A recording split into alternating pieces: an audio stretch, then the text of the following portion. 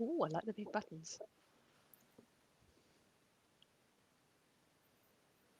Hello, everyone, and welcome to Rad Chat. Welcome to podcast number 31. My name's Jane McNamara, and I'm joined by my fellow host, Naaman Jolka Anderson. Hi, everyone. So, a big thank you to our last guest, June Davis from Macmillan, who talked about allied health professionals in supporting people with cancer. If you haven't had a chance yet, please do go and take a listen. So, we are really pleased to introduce our guest today, Lynda Thomas, who is the CEO from Macmillan. So, hello, Lynda, welcome.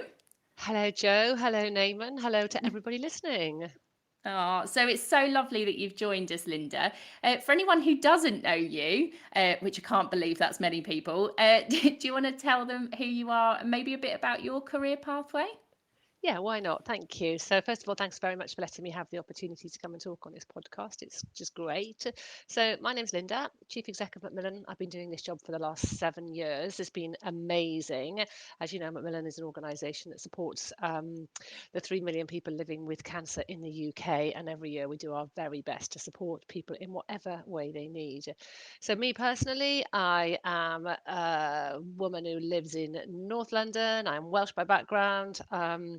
Got 3 kids, husband, cockapoo, usual things, love running, doing all sorts of fun, sporty things. I spent the last 20 years of my career at Macmillan, which has just been amazing. But I started off in communications, so please don't ask me any technical questions today because I just won't be able to answer them. But my background really communications. Then I moved into fundraising and raised loads of money, and then I thought I want to have a crack at doing some service work. So service and influencing, and now got the chance for the last 7 years to be able to kind of head up this amazing organization and a whole range of things I do on my day-to-day work. So it's a great organization. What do you do as a CEO, Lynda? So for anyone who doesn't know Good about question. what CEO is, what is it? Well, I suppose ultimately there's a number of different ways of answering that, but I'll have a go at doing this one. So I suppose ultimately, right, at the end of the day, the buck stops with me, right? So I have to have my little eyes and ears across most things that happen in the organisation. But of course, everything that happens in Macmillan is actually done either by the team in the organisation or by our amazing Macmillan professionals out there in the field. So what do I do? I make sure the conditions are right for all of that to happen. So I make sure we've got the money to be able to do it. I make sure that we've got the infrastructure to be able to do everything. Gosh, that sounds really boring. But from an internal perspective, I run an executive team where we manage all of that and we make sure that everything can happen so that the people employed can do their jobs.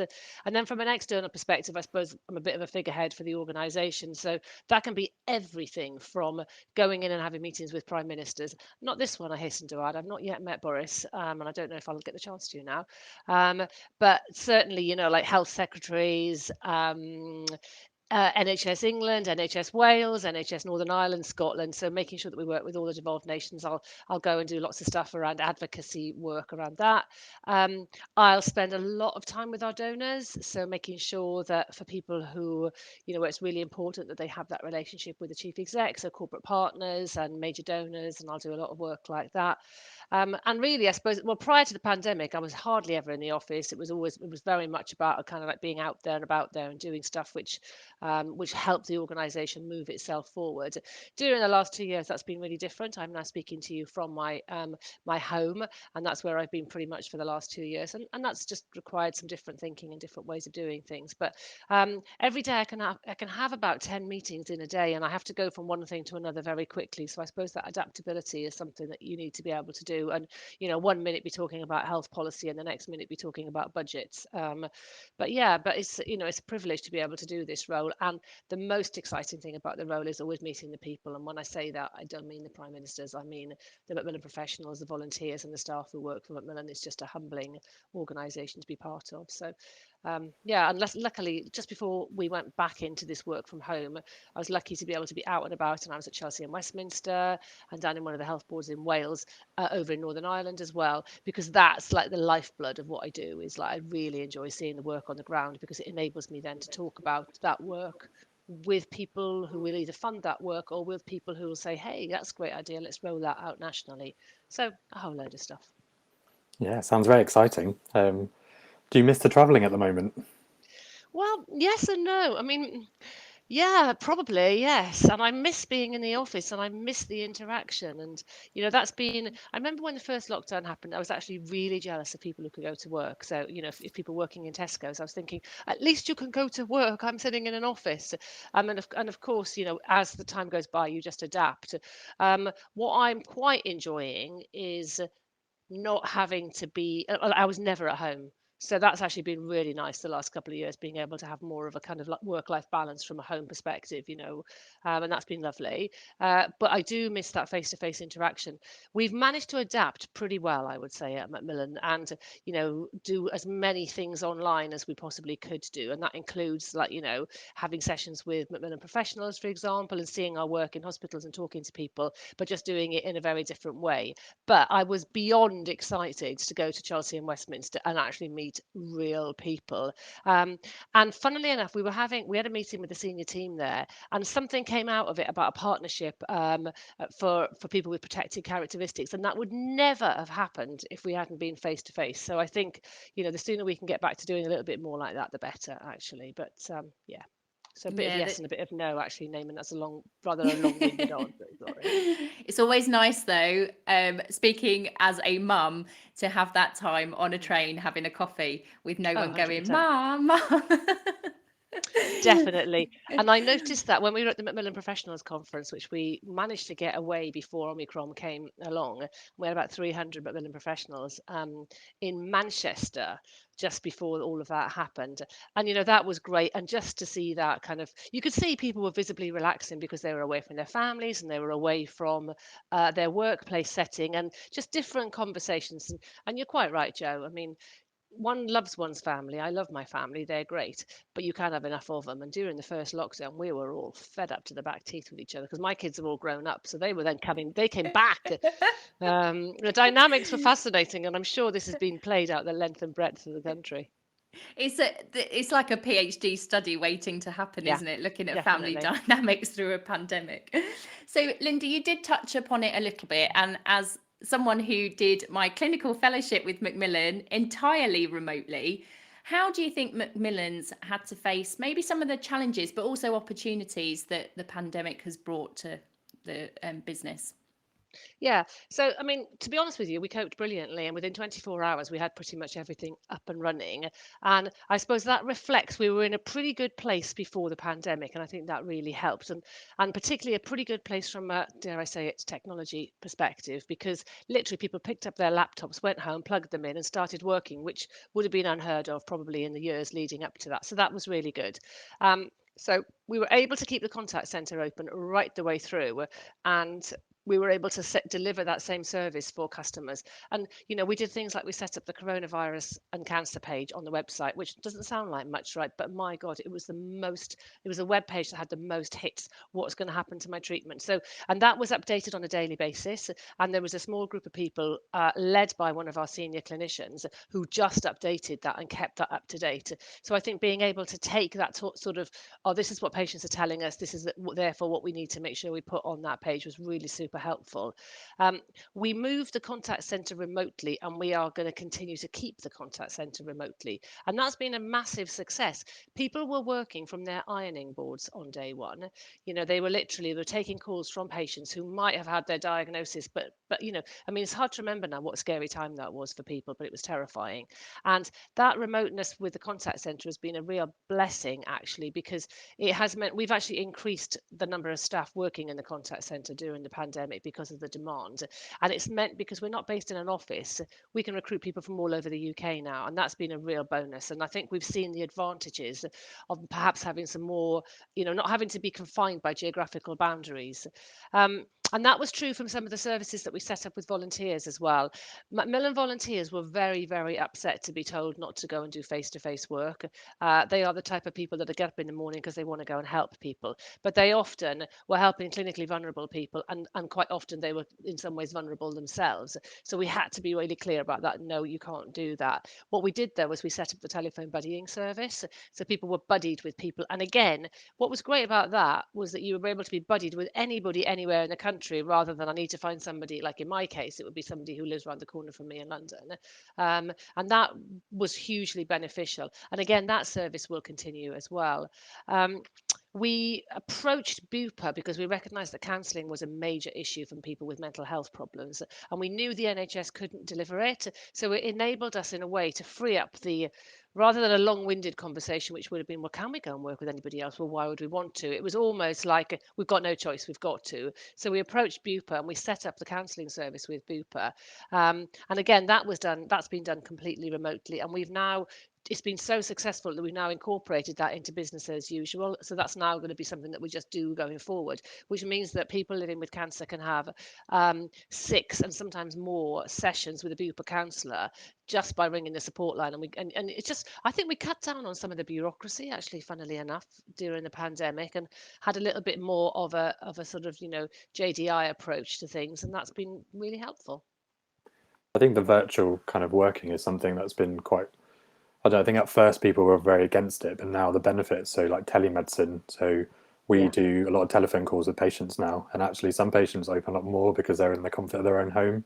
It's probably the same with the buddy system or the Yeah. counselling as well. It's quite nice. Obviously, as a therapeutic radiographer, we have some very intimate talks about people's bowels, their bladders, Yeah. their sex life, everything. But actually, face to face, that kind of hesitation that can always be there. But over the phone, I do find it a bit easier, and some patients open up a lot better. Yeah, it's interesting you say that actually, and I'm sure that's probably very true. One of the things that's really been transformed as well is our use of web chat. So before the pandemic, the contact centre, which takes about 350,000 referrals a year in through that, um, was largely a phone-based service. The use of web chat has massively increased, which of course has been a blessing and a challenge because we've had to train people to use simultaneous web chats and do things like that. So different requirements for the workforce. But I think again, Naaman, to your point, sometimes it's easier maybe to write stuff down than to actually speak it out loud, particularly around side effects, other things. Financial issues and worries are a big concern for people, and sometimes maybe it's just easier to write it down rather than have a long conversation with somebody. So I agree with that. I think that's right. What I do think that we saw though was fundraising never really worked online. So one part of the organization worked quite well. At first, everyone was really keen on, oh, let's do a Zoom quiz to raise money, and let's do this and let's do that. That's all gone so completely now. So really back to face fundraising in a way that we were before, because that's the way that people want to interact with us. So I suppose everybody's had to just be so much more flexible, haven't they? They have, yeah, and also I know there's the Catch Up to Cancer campaign that Macmillan have been Yeah. part of. So Radiotherapy UK. So Joe and I do a lot of work with them. So we didn't get to go to Parliament. That would have been amazing. But Yeah. yeah, so all of that campaign that's been going on in the background as well it's been amazing. Obviously, it's shining a light onto cancer services in a different Yeah. way than it's probably ever been seen before. I'm sure that's probably something you've seen. Oh yeah, and we've led that with all of the cancer charities as well. So we created an organisation called One Cancer Voice, so that all cancer charities were speaking through that one voice, rather than 42 charities all saying the same things to Department of Health. During the first phase, we got a session with Matt Hancock because we were so worried about everything changing, and I think that is what then led to. We need to make sure that we protect cancer services, and they were then completely prioritised, now and last winter as well, because I think everybody started realizing that there was a huge problem being stored up, and I'm sure it's the same for all diseases, but with cancer being a progressive illness, it was going to be a major political problem. So I think things like that were really helpful. And one of the ways that we used technology was we had a lot of cancer patients came to us, so we built up quite a big database during the pandemic, and we would put people in touch with their local MP, and we would arrange Zoom calls where they could have that. Now, that if you have to arrange for people to go to Westminster and find time to do it, it's going to take load of time. Really easy if you're only asking somebody to give up 30 minutes. So hugely successful. And I genuinely think that opinion leaders, MPs, influencers, they really understood cancer much better than they did prior to that, because they were able to have that conversation with the patient, not just with us as intermediaries. So I think that was a really good thing. And then obviously Macmillan's Forgotten Sea campaign, we have been banging on about the fact that cancer can't be deprioritised, and there's a load more work to do on that, and there's a load more work, as you know, on the workforce, looking at the workforce. And I still think, when you hear people talking about, oh, we need more nurses and we need more doctors, it's like, no, stop. We need things to work differently and a whole multidisciplinary team approach. And let's not forget about all those allied health professionals who are so important as well. So lots done, but lots still to do. I think as you touched quite nicely there on the workforce. So something we spoke to June Davis about in the previous podcast was sort of the cancer pathways and how many different AHPs that allied health professionals can work sort of, with other healthcare professionals, so nurses and doctors, as you said. I suppose Macmillan traditionally have developed the cancer workforce, or more with emphasis on nursing. Do you see this sort of changing a little bit, as exactly as you've said? Yeah, and it's been changing for quite a while, actually. So we're world famous for the nurses, right? And that's worked really well for us because obviously, from a fundraising perspective, we also know that's worked brilliantly. And it's hard to change perceptions. But we've got roughly 100 different roles that we fund across a whole variety, everything from project managers right the way down to our fantastic Macmillan nurses and everything in the middle. But I think, yes, and I think it isn't just, in the old days, it will be, we need more of this, we need more of that. Now it's about, we need to work differently. Different teams need this. And how do we incorporate that? And certainly one of the things that we're looking at as well is we've got a very big focus on EDI, which of course health inequalities has been such a major issue during the pandemic that has also made us realize that actually from an inequalities perspective, we need to be starting thinking much more holistically as well about how do we support everybody. It's not just about putting in clinical nurse specialists into affluent areas of the country. It's about what's happening with information and support in areas where there is no information and support, and how can we do that in a different way that means that we can speak to different communities. So I think actually in a way I actually feel quite energized by all of these because I like a problem. But unless we start talking differently about the workforce, and some work that June and others have been doing with Health Education England has been, please, can we just not talk about more training places? Can we talk about what this looks like, so that in 10 years' time we're not still having that conversation? And I find it fascinating when, even like sometimes when I'm talking to some of our clinical nurse specialists, and it's clear that they're doing the job that many other people could be supporting them with, but they haven't got that in place. So much interesting stuff there. I think that's what June was saying as well yesterday. It is almost about thinking outside of the box, and not necessarily who's doing the job, but who's best equipped and who is able to maybe work across a pathway with different pathologies. And I know, sitting as part of the Chief Medical Officer's team, you could definitely see that. I was so privileged to be able to do that fellowship because you could really sense the passion and motivation in the room. And during COVID, it was almost like a support group. We met every single week. And I think unless you've worked for Macmillan, you maybe don't see behind the scenes of that peer support network and that camaraderie, really, in terms of we're working together, but for the patients. Definitely. And I think as well, in terms of your EDI, have you got aspirations in terms of Macmillan to kind of combat that within communities? So what is it that you're doing on the ground, really, to make sure that those things are being addressed? Yeah, so we've got a big EDI strategy that we launched last year. It's got 3 pillars. I can talk about 2 of them, which are the most relevant here. One is about how we look and feel internally, which might not sound like it's the biggest deal, but it is, because actually, unless we diversify the workforce internally, then it's really hard to see how we can properly represent it externally. So we're really looking at how we set ourselves some targets, for example, around having a more of a Black, Asian, minority ethnic workforce, having more people with disabilities working in the organisations. The charity sector traditionally has been quite white and female, and it needs to change. So we're doing a lot of work around that. But the second thing that we're doing, and the most important thing really, is, as you say, the work on the ground to support different communities. So we are looking at a whole range of ways of doing that. We've got something crazy like about 350 different partners that we work with across the UK. The first job we needed to do was to actually collate all that information and say, well, what is it that we already do? And that's everything from, working with religious organisations. So, for example, we're doing some work with a mosque in Birmingham where we've embedded a Macmillan post holder within that mosque, and it's somebody from the community, and it's not really badged Macmillan either, because I think that's the other thing. Great big, especially white looking organisations, you can't just bung a logo on something and expect everyone to go yippee.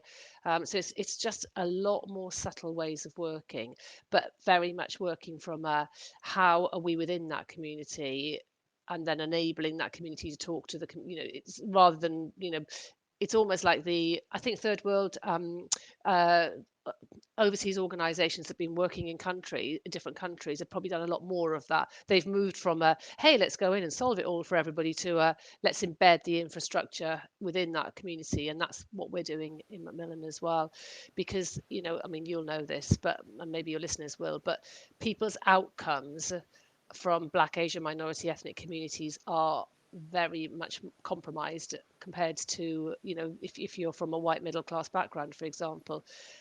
One of the things I'm really passionate about is socio-demographic metrics. So I come from a place in South Wales, which is not like the place I live in, North London, and I've just recently taken a job as a non-executive director on the health board down there. And the poverty and the social deprivation is massive.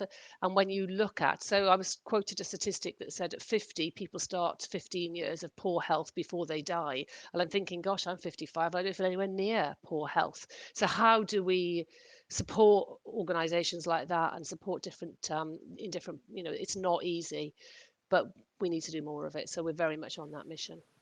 When you said about embedding into communities, Lynda, how's Macmillan or how's your team been doing that? So in a variety of ways. So as you know, we work geographically across the UK. So the partnership managers are now going out and developing partnerships. There's everything from like the mosque example I quoted in Birmingham to a whole different range of projects right the way throughout the UK.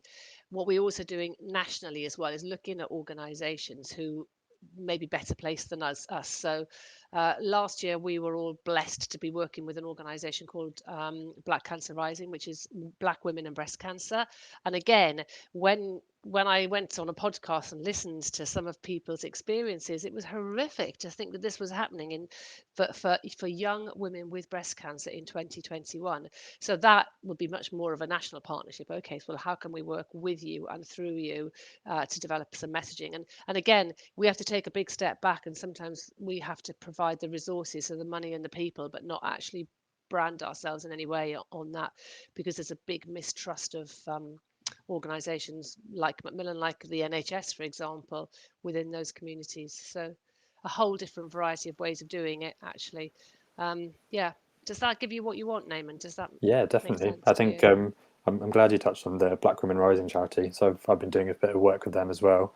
One of our previous guests who came on, Ina Butt as well, she does a lot of work in the Southeast Asian community. So she, similar to what you've described for going to mosques, she's going to some gurdwaras, temples and mosques, all over kind of in and around London, basically, and kind of developing flyers that I think, as you've touched on, they're not only more inclusive, but it's more for that community. So some communities may not want to see an actual face on, for example, a breast examination leaflet. So as you said, it's nice to see that it's becoming more personalised for the different communities.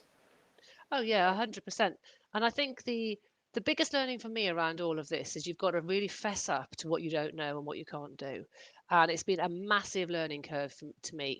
Everything from, when the Black Lives Matter movement happened, about how people within the organisation felt, for example, and how different people's experiences were, and just recognising that everybody comes from a completely different place. And that, if we look at things like the vaccination program, sometimes it's hard to understand why people wouldn't get vaccinated until you take a step back and say, actually, what has people's experience of life been? And I guess that's been a big learning curve for me, and something that I'm still very much on that journey. Exactly, you touched on it. Some of the statistics from different communities. So I know she mentioned that a statistic she found is that one in 5 Southeast Asian women think that breast cancer only affects middle-aged white women, and because of that, they're still, oh, it's not going to happen to me. But to hear that from different communities, so obviously that's my community that I'm from. I didn't realise it was like that, and I work in the northwest London, and I used to work in Somerset. It's a very, very contrasting, sort of diverse, areas now that I work in. So many different backgrounds, and it is amazing. I think in our department we have over maybe 20 different languages that are spoken, which is amazing, isn't it? So lots of good food as well when we're allowed to, when it's COVID secure. But so I definitely, that's why I'm longing to go back to that part of the world as well, Name, and to get back to have some more of that lovely food. But yeah, I mean, we've noticed like the language service we offer on the contact center, for example, so we can offer a translation service into tens and tens of languages, and how important that has also been. And I'm part of a marginalized community which is a Welsh speakers, so there's not many of us, right? But recently been doing some work as well with the health board down in Wales about how important again it is for people whose first language is Welsh to be able to get services in that language, and it's practically impossible to do that. And so I think you're right. And we had a fantastic and quite a person who really had to take a big deep breath to come and talk to our board in October as part of our away day. She was a woman from the Black community who'd twice been diagnosed with breast cancer. Oh, it was just fascinating listening to her experiences as well, and exactly what you're saying about your communities. And when she told us that for Black women, there is a massive stigma, and there is still this issue that it's something that you've done to yourself. I've got breast cancer and it's my fault. And she was talking to us about gynecological cancers, and basically saying the reason people don't declare gynecological cancers is because within her community, it's seen as that you've had sex outside of marriage, for example, and that's what's caused it. So that's what I mean about the first thing you've got to do is you've got to try and understand everybody comes at this from a different standpoint, and logical reasoning well of course you're going to do this and take this service just doesn't work if you don't understand the just the lives that people have had leading up to diagnosis. Exactly that, and it's the different background communities, how families kind of view them as well, which are very different. But no, very exciting work. I'm looking forward to hearing more about it. Well, it's really important. It's very, very important work. And I think, I mean, hold me to it, right? Let's do this podcast again in a year's time. And we need to come in here with many, many more examples of what we're doing at that point. But there's a big focus on it within the organisation. Yeah, and I suppose with the kind of the podcast, as you mentioned with us, so Joe and I are doing quite a lot around kind of getting more engagement within equality, diversity, inclusion. So if we can, we'll try and link them with you, especially people like Amy as well. That'd be fantastic. Yeah. But if anyone is listening, Joe is here. She's just struggling with her technical difficulties. So I'm just going to ask you a few more questions, Lynda, if that's all right. I suppose moving forward, I mean, it's been almost 2 years of the pandemic now. What are Macmillan's main priorities? So I know EDI is one, as we've talked about. Well, I think we're in quite a privileged position coming out of the pandemic, because thanks to our wonderful supporters who have kept supporting us all the way through, we are coming out of it in quite a strong position. So it feels really incumbent on us now to make sure that we spend that money in the best possible way. So, we know that from what's going to happen to cancer is there's going to be many more people diagnosed, people are going to live longer, and it's going to be much more complicated. So our strategy has got to be very much about how can we meaningfully support the most people in the best way around that. So a very big focus on service development, a very big focus on innovation. So we will be continuing to do the things that we do, and we will continue be continuing to have a people approach in terms of course, we're going to want to have more posts in the NHS. Of course, we're going to want to have more work with that system as well. But I think some of the innovation stuff as well is particularly interesting, and when we look at what might be happening in the next 5 to 10 years, getting ourselves set up for that I think will be interesting as well. And that's everything from we're currently working with Grail on the the pilot that's happening. The pilot was all set up and it was all absolutely brilliant, but nobody thought about what would happen when a patient got a positive test through that. and Macmillan is working on that. So we've now got two people on the contact centre who are there to offer advice to people who get results which needs interpreting. Because I think as new technology and innovation happens, and as more data is available, you need more people to help people disseminate that. Otherwise, what happens is you get a group of people who are expert patients who can understand and advocate for themselves on everything, and then we will have even less levelling up happening, to quote the Prime Minister's words, or Michael Gove's words. So I think things like that are actually really exciting. So there's going to be a balance of, we continue to do what we do really well, but also looking at what's happening from an innovation perspective. I talked about Bupa. Which other organisations might we be able to work with to support people? We've got the biggest shake-up in NHS landscape than we've had since 2013 with the new ICSs. How do we work with the integrated care systems? What's our role? We know, for example, that we can't do end of life in isolation. It can't just be about cancer. So how do we work with other conditions as well? So, I mean, honestly, as I talk, I think, wow, this is the most incredibly exciting landscape. But I suppose, again, it's that focus is what is Macmillan's focus, and not trying to do everything for everybody. But there's certainly a lot to think about. Looks a busy agenda, Lynda. Lots of work to go on, but really exciting. And obviously with Macmillan, the patient is at the heart of everything you do, which is amazing to see and hear. So, Lynda, we're coming to the end of the podcast. So we ask everyone who comes on a standard question at the end, which is essentially, do you have any top tips for anyone about more or less anything? So I don't know, you might have an aspirational student listening thinking, I'd like to be a CEO, or you might have a patient going, oh, I'd quite like to get involved in volunteer work for Macmillan. Is there anything that you could kind of offer as a top tip? Oh, 100%. I think if anybody's thinking about that, just do it, right? So I think my top tip is, I never had if anybody's got an inspiring CEO, right? I never had a career plan. I've got a 2-2, a very average degree from Warwick University in psychology, right? I do not have great academic credentials.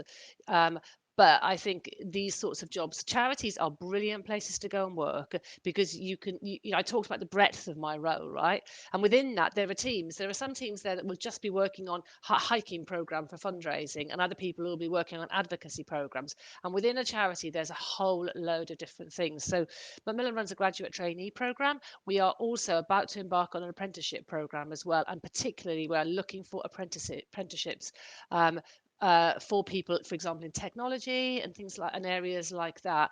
And particularly, we are looking for apprenticeships and graduates who come from a non-traditional white background. And I think that will be really interesting. If anybody's interested in that, they should just get in touch. And as for volunteers, we have 22,000 of them, and they can do a whole range of things, everything from cheering at the marathon, and we do it better than anybody else, right the way through. I'm not competitive, by the way. Right the way down to the telephone buddying scheme, or actually now the services will start opening up again in the spring around being able to go into people's homes and help them. As you know, we probably have, there are ward buddies around the country, for example, people who go and support people in clinics. And in Brighton, we have this amazing service, which is about head and neck cancer patients, where you have people in the clinic where people are being diagnosed who've come through the treatment, because that's such a difficult area. So, as you can tell, I am passionate about Macmillan, but not just about Macmillan, about charities as a whole. I think you can have a great career, and you can have a great volunteering career, or, professional clinical career as well. So yeah, do it. JFDI. Oh, thank you. So that's all from us now. So thank you for listening to Rad Chat. Your hosts today have been myself, Jo McNamara, and Naaman Jolka Anderson. A huge thank you to our guest, Lynda Thomas. Head over to our YouTube page to see a live recording of this podcast. And if you're utilising the podcast for CPD purposes, consider the reflective questions posted along with links to resources and literature discussed within the podcast. To receive your accredited CPD certificate, please complete the Google form linked with the podcast. So our next guest to feature will be Charlie Parvin, who will be discussing the transition from therapeutic radiography student to a Band 5 newly qualified member of staff on the NHS. So we've gone from CEO to newly qualified. So we're a huge breadth of career. But thank you again, Lynda, and good night, everyone. Bye-bye. Thank you.